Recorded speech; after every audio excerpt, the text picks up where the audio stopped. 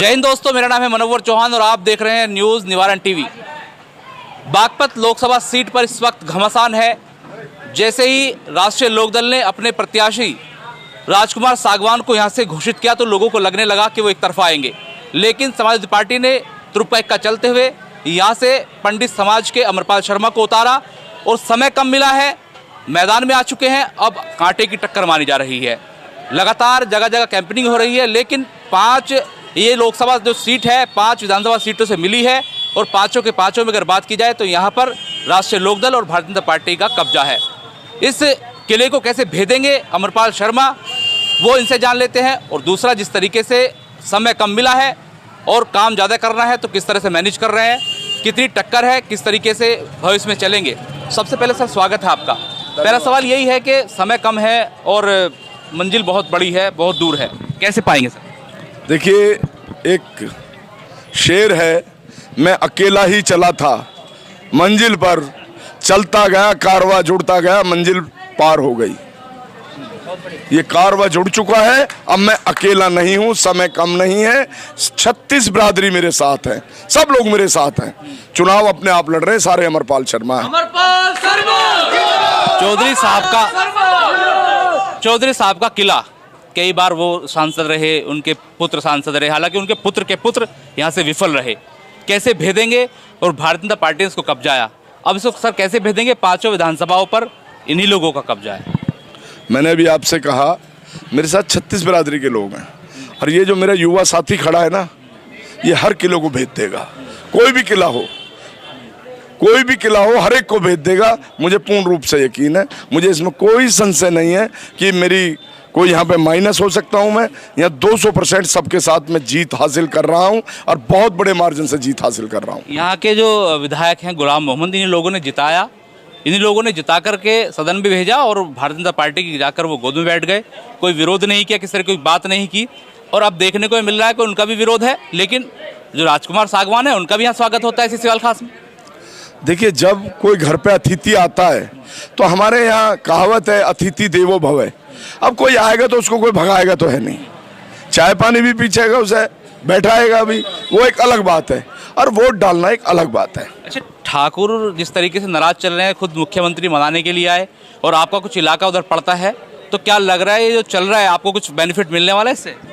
इसमें कोई संशय नहीं है। ठाकुर समाज, पूरा समाज मेरे साथ हो चुका है। अभी मैं असारा गांव में था तो हमारे ठाकुर समाज के भाई 5-6 गाड़ियों में भर के आए, वो मेरा पीछा करते आ रहे थे। उन्होंने जानकारी ली कि मैं हूँ कहाँ, वहाँ के मेरे से उन्होंने मुलाकात करी और उन्होंने कहा हम एक बहुत बड़ी सभा कराने जा रहे हैं, हम सिर्फ आपसे मिलने आए थे। तो ठाकुर समाज सारा हमारे साथ जुड़ चुका है।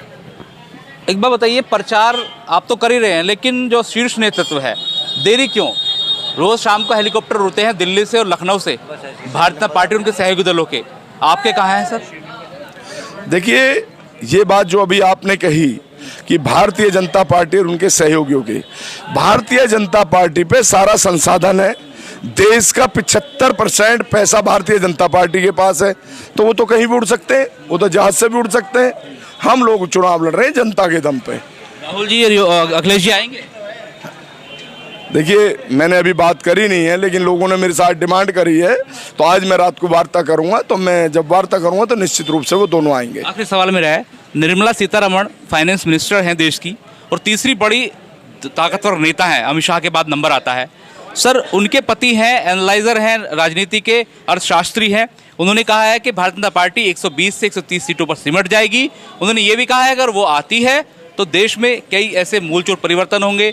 लोकतंत्र की उन्होंने बात कही, संविधान की उन्होंने बात कही, और जो मणिपुर हो रहा है वो मणिपुर जगह जगह हो सकता है, इस तरह के उन्होंने यहाँ पर बात कही है। क्या कहना चाहिए? ये बड़ा दुखद विषय है, ये बड़ा दुखद विषय है कि आपको आज याद आई है। इससे पहले भाजपा के 20 नेता इस बात को कह चुके हैं। आरएसएस ने खुद कहा है कि 190 सीट से ऊपर हम नहीं जा रहे हैं। ये तो भाजपा खुद जानती है कि क्या कर रहे हैं वो, तो इसमें कोई संशय नहीं। जीत रहे हैं हम, मोटी मोटी जीत। हमारे साथ अमरपाल शर्मा थे, उन्होंने साफ साफ कहा है कि जीत रहे हैं।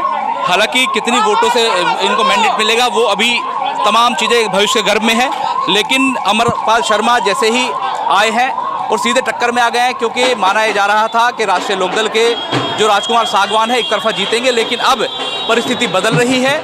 मुस्लिम समाज से लेकर दलित का भी इन्होंने जिक्र किया, ठाकुरों का जिक्र किया और छत्तीस बिरादरी का जिक्र किया। खुद जो है पंडित समाज से आते हैं, शर्मा है। तो ऐसे में ये अपने तमाम समीकरण लेकर चल रहे हैं और साफ साफ इनका कहना है कि जो चौधरी चरण सिंह द्वारा बनाया गया किला था बागपत में, उनके बेटे के द्वारा बनाया गया किला था, उसको ढहाने के लिए पुरजोर तरीके से कोशिश कर चुके हैं। देखना होगा कि कहां तक उसको भेद पाएंगे।